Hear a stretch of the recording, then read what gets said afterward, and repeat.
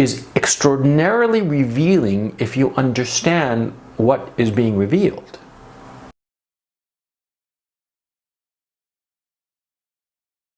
There's this YouTube channel I follow called Diversity in Comics. And this guy is a veteran who reviews comic books. He reviews like comic books like 2-3 episodes per day. It's a little bit too much for me to keep on top of it every day, but I enjoy his commentary. And see, this guy is a total anti-SJW guy, right?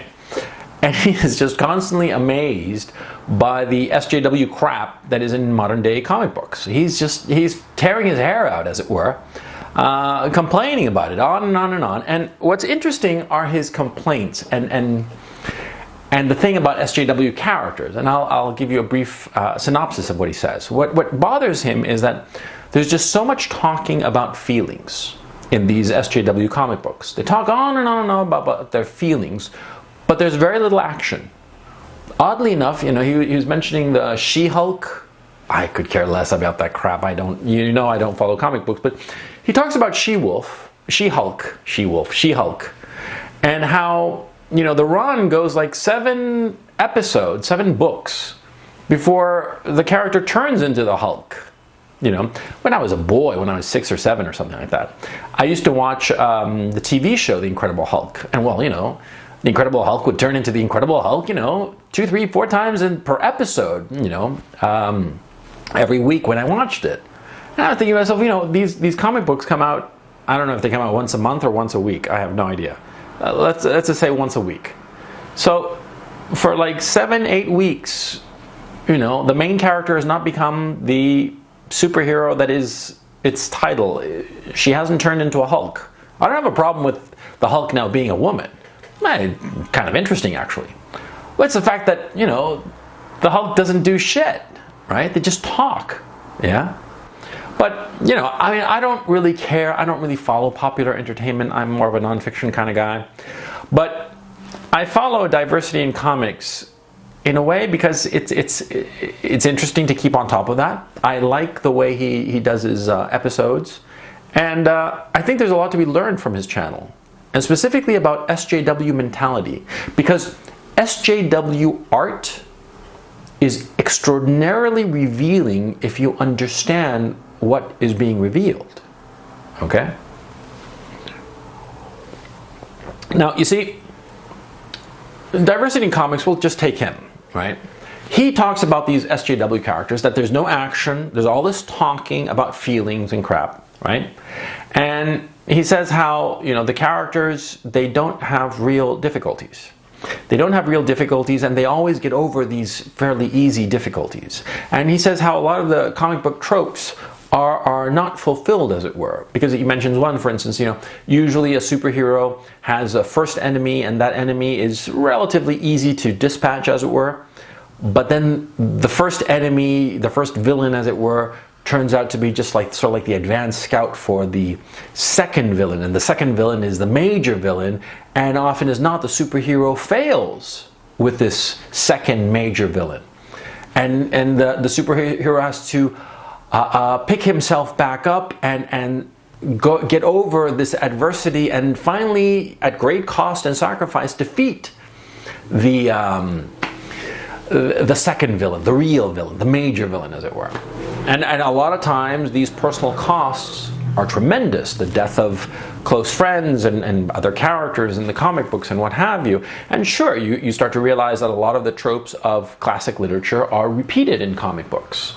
And sometimes apparently very, very well. At least from what Diversity in Comics says. And I believe him, you know, why wouldn't I? So that's interesting, but how come that doesn't happen with SJW art? Because you see, Diversity in Comics is just SJW in the comic book industry, but you look at the other arts, you know, across the board, and they have this SJW nonsense. For instance, in movies, we recently had the Ghostbusters movie with the 4 leads replaced by women, and the film was universally panned. I mean, nobody liked it, and the few people who pretended to like it clearly had a political agenda. They wanted to push the fact that there were 4 women in the roles that had originally been for men, right? In literature, we see I mean, in fact, the matter is, serious literature over the last 30, 40 years has been completely SJW.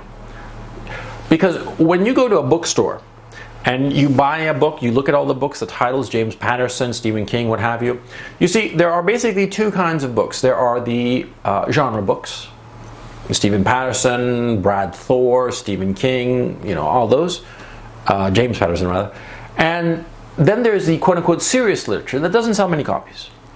It doesn't sell many copies because the characters are SJW characters. That's why serious literature has been in frank decline. Because you see, serious literature, the people who are in charge of picking serious literature, they are all people who were trained with the SJW narrative. Now, why would this matter? I mean, what's the whole point of SJW characters in novels, for instance, in movies, in comic books? What is it? Well, it's not just diversity, you see. It's something that diversity in comics picked up, but perhaps he didn't, you know, expand on it as much as I'll try to here. You see, SJW characters have this habit of not really having great difficulties before them. They are minorities, blacks, Latinos, women, transsexuals or homosexuals, and they have two kinds of difficulties. Either they have impossible to resolve difficulties, such as, for instance, AIDS. The novel The Hours by this man Cunningham, Michael Cunningham. That novel is a typical SJW novel. You see, all of the characters are self-centered. All of the characters talk about themselves incessantly, their own internal problems, but the minutiae, the trivial shit, which diversity in comics picks up in the comic books. The She-Hulk, for instance, where it goes 7 episodes and all they do is talk about their internal problems, but nothing real, not about the enemy and the villain, and there's no transformation into the Hulk. The same thing happened in novels. That's why serious literature has gone down the toilet. See?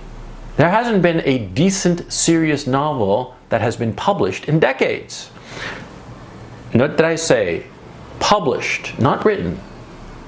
There are writers who are trying to write serious novels that talk about human problems, but they're just not being published. Certainly not by the major presses, you see. Because the people charged with choosing the novels, they've all been trained in this SJW bullshit.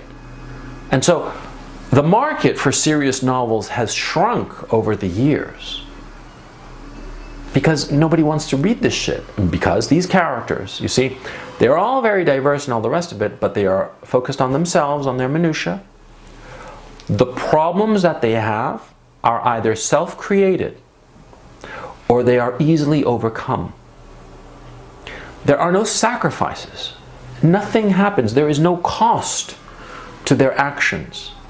They are always in the right, and nobody ever says that they are wrong, and nobody puts any obstacle in their way. So their victories, often as not, are over their own emotions as opposed to some actual obstacle out in the wider world. Nobody disputes them, no other character disputes them, and they own the truth, which is, I think, the worst part of it. You see, because look at Dostoevsky. Dostoevsky wrote great novels, no question. Some of the best parts of his novels were arguments between characters. For instance, the episode of the Grand Inquisitor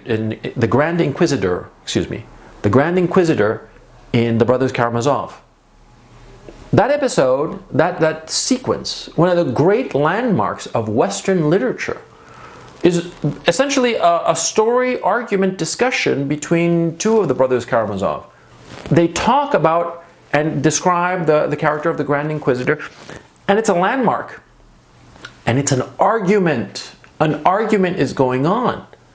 But you see, in SJW land, there is no argument. Everybody's on the same page. Everybody's happy. Everybody's diverse. And whatever problems happen are internal problems based on minutiae, based on trivialities. Oh, I feel depressed. I don't know why I feel depressed. Oh, but maybe if I get a latte, I'll feel better. And if I put soy milk, maybe I shouldn't. Bullshit! Bullshit! The art that is being manufactured by SJWs or with an SJW slant does not touch people, does not touch emotions, does not touch the reality of the human experience. And the reality of the human experience is that good does not triumph over evil. On the contrary, good usually loses, and loses rather badly. And life is difficult, and there's a great deal of suffering, and a lot of that suffering is unjust. But you see, the people who are creating this SJW art shield their characters from these issues. They treat them, as Diversity in Comics says, they treat them like puppies. Oh, good doggy. Tap, tap, tap, tap, tap on the head. Yeah, scratch him behind the ear. Good puppy. Good little black person. Good little gay person or Latino person or transsexual person. Good, good, good puppy. Because ultimately, the people who create SJW art don't respect minorities. That's the dirty little secret. Why do you think SJWs, why do you think leftists go on and on and on about, disrespecting minorities and racism against minorities and so on and so forth? Because it is projection. You see? Because we who are anti-SJW, we who are on the right of the political spectrum, we who look at people as they are, as individuals, we don't give a shit what group they come from. We just take people as they come. They can come from fucking Mars and we could care less. But you see, we take them as they come, but the leftists, the SJWs, take them as members of a group and they look down on those groups. That's why they go on and on about racism, because they are the racists. That's what's going on. That's why SJW art is so patronizing and so trivial. Because they don't trust the characters because they are racist. They look down on the white, on the black characters, on the Latino characters, the trans, the gays, all of them. They look down on them. And notice, only the interesting problems, the interesting dramatic problems, the problems that come at a cost insofar as SJW art, it's only afflicted to the white people. Never the minorities. The minorities, good puppy, good, good, good puppy. Despicable, isn't it? But that's the left for you. That's the social justice warrior for you. That is identity politics.